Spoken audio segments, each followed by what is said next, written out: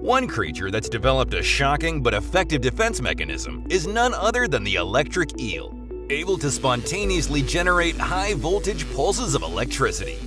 So what do you think happens when a vicious predator like the caiman, the Amazon's equivalent of a crocodile, tries to take a bite out of an electric eel? Will it get the shock of its life, or is it lights out for the cranky caiman?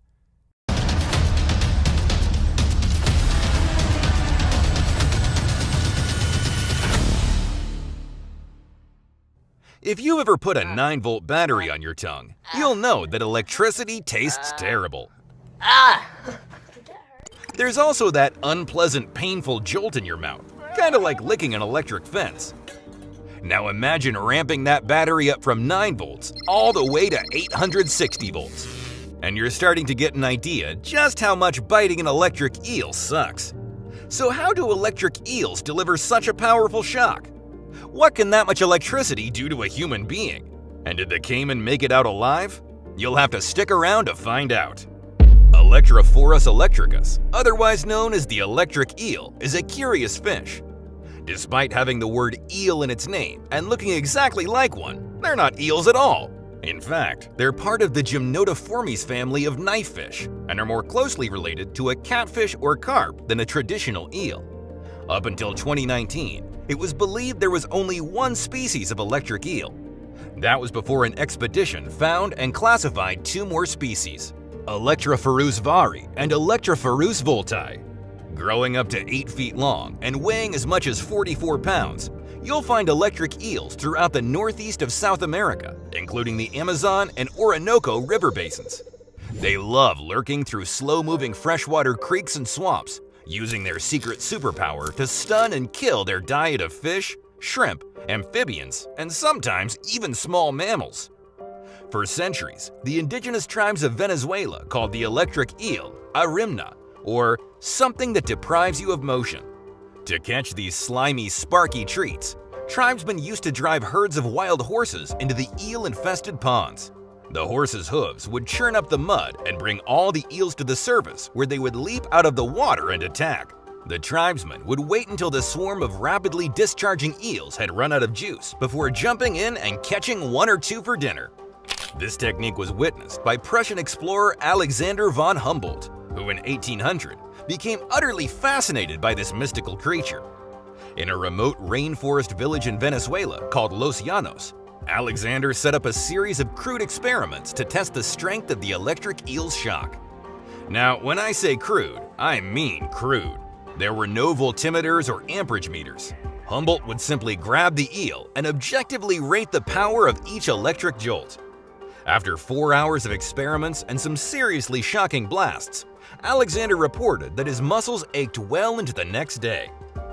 Despite knowing that electric eels packed a seriously heavy electric punch, it would be at least 100 years before scientists would figure out how they did it. The secret to an electric eel's shocking talent lies in 3 pairs of specialized organs throughout their abdomen.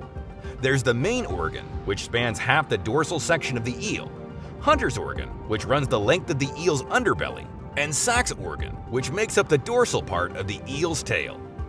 These organs contain hundreds of thousands of modified muscle cells called electrocytes, arranged in perfect rows. Similar to the cells of a battery, the organization and stacking of these electrocytes allows a current of charged ions to flow through them, building current as it charges up. Electric eels also use the electrocytes in their Sachs organ to emit a steady stream of weak electric pulses to create a field around themselves. This field is used for communication and active electrolocation, their way of seeing in their dark, murky environment. So, how do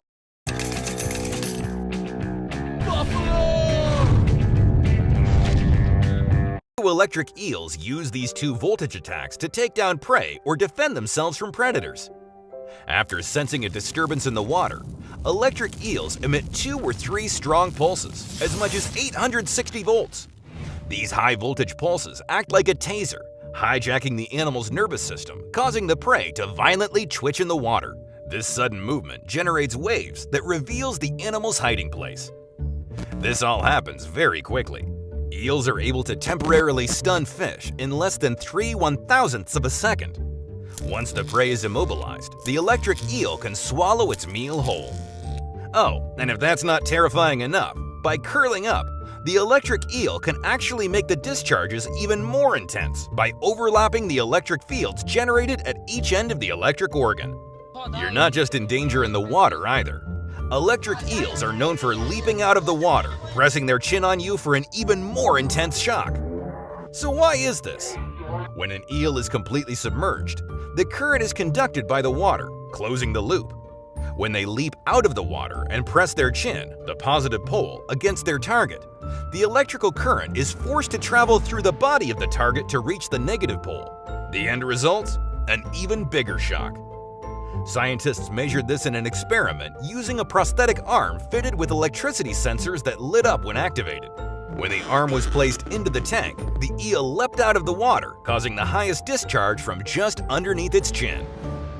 How are you at handling electric shocks? Are you brave enough to swim with an electric eel? Let us know in the comments below. So, we know electric eels regularly take down small fish. But what about larger animals? Curious dogs are no match for the static charge of an electric eel. In fact, one shock sends this German Shepherd whimpering. But it's the Amazon caiman who finds itself often tussling with the electric eel, and it can be a flip of the coin who comes off second best. Sometimes, the warning pulses of an electric eel stop the caiman dead in its tracks, the ravenous reptile convulsing violently for a few seconds before regaining his composure and making a run for it. Other times, it's not so lucky. If a caiman manages to get a decent bite on the eel as the high-voltage shocks are discharged, his jaw clamps shut and the pair are locked in a shocking stalemate.